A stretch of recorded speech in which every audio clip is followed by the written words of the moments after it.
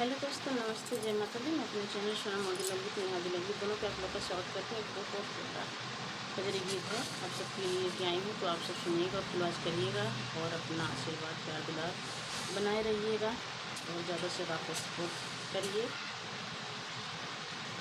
रिम झिम बरसाई सावन महीना कब है नदी के भैया ना। रिम झिम बरसाई सावन महीनवा कब नदी के भैया ना। घेरे आवई काली बदरिया, घेरे आवई काली बदरिया, पैर के बैठे सड़िया ना। रहिया निहारई मोर नयनवा कब है नदी के भैया ना। रहिया निहारई मोर नयनवा कब है नदी के भैया ना। रिम झिम बरसाई सावन महीनवा कब है नदी के भैया ना। मोर मुरैला बन में नाचई, मोर मुरैला बन में नाचई, बरसई काली बदरिया ना।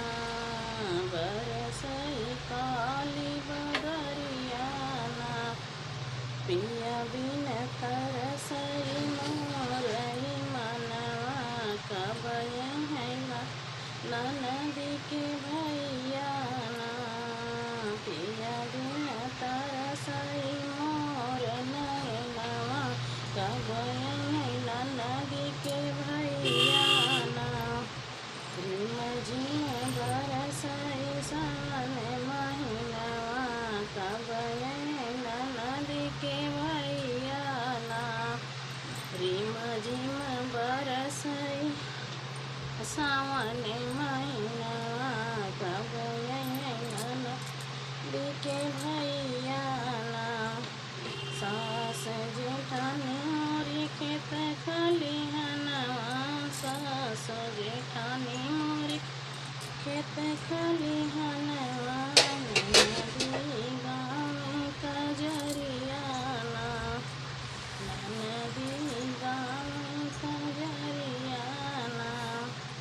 बैठे अगन मोर मन हरिसाने, बैठे अगन मोर मन हरिसाने कब है नदी के भैया ना। कब है नदी के भैया ना। रिम झिम बरसाई सा